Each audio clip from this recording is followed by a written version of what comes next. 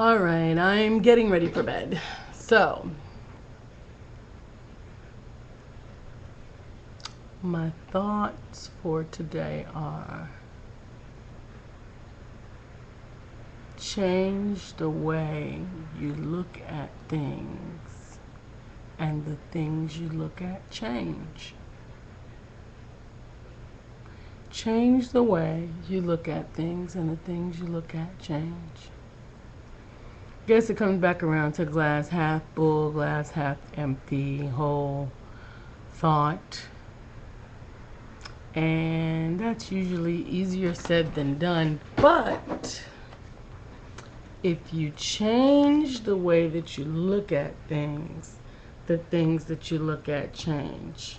Seemed kind of crazy to me, because it's like you don't actually change the properties of the thing, right?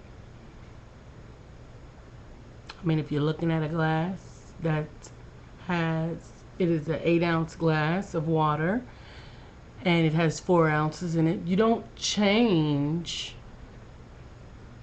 the fact that there's 4 ounces in that glass. And in all actuality, whether you consider it half full or half empty does not actually change the glass or the amount of water in it.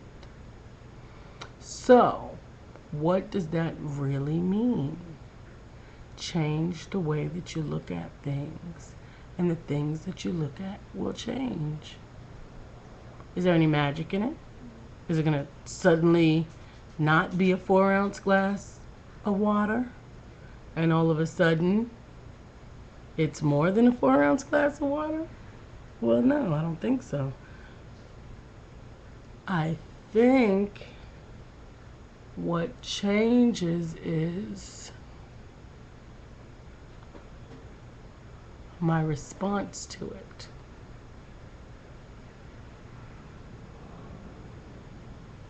If I see it as half empty, what feelings does that evoke in me? And how do those feelings provoke me? So now we're looking at invoking and provoking. The water in the glass still hasn't changed. So I'm looking at this glass. It's an 8-ounce glass with 4 ounces of water in it. And I'm pondering.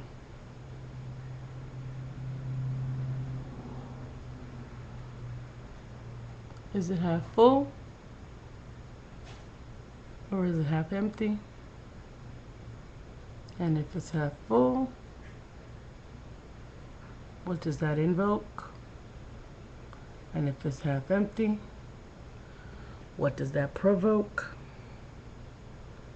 And at this point, I am ready to knock that glass on the floor. Because it don't make a daggone bit of difference. What the heck? Oh, hold on. But I guess when I apply that to something else, like when I look at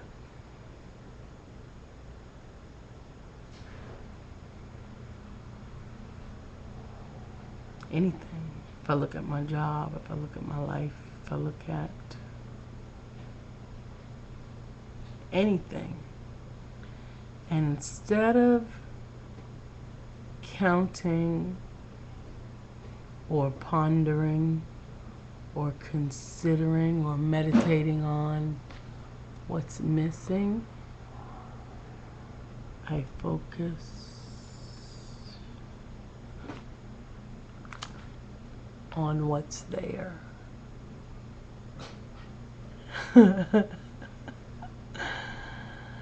And that's what's there.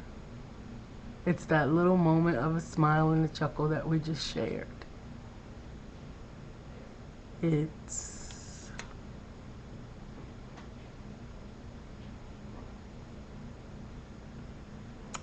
being able to move my hands. It's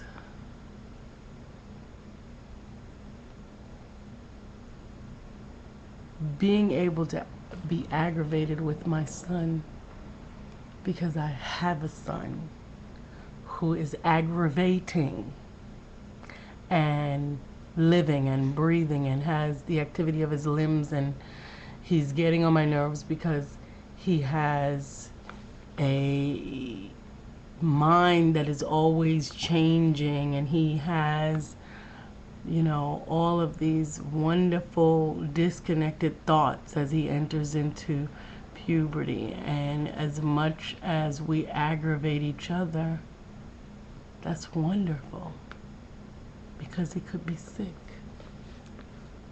or he could be depressed, or he could be introspective and we might not even communicate, or he just might not even be. And I couldn't even imagine that. Or even in examining my marriage, I could focus on the things that are missing, or the things that are bad. Or I could focus instead on the massages that we shared on Mother's Day side by side, or the moment that we just shared in Bible study, sitting hand in hand, or the silly laugh that we shared when he came in here knowing that I was talking to y'all instead of hurrying my butt up and getting in the shower. And I know that I've said it before, but I think I'll say it again. Whatsoever is good, whatsoever is pure, whatsoever is perfect, whatsoever is of good report, think on these things. Because when you focus on the good, you see more good. Not only do you see more good comes. I don't have my head in the sand. You know, I'm not an ostrich. But every once in a while I remind myself to look at the positive. Because negative is going to be there whether you acknowledge it or not. Whether or not you give it space. I remember somebody used to say, I don't let them rent space in my head. And I love that. He was talking about, you know, like haters and stuff like that. I don't even let them rent no space in my head. And I love that. There's no room. There's no room for anything that is not going to have a positive effect in my life. So today, I make the choice to think on these things. And as I do, I'm able to keep walking on water. And I hope you do too.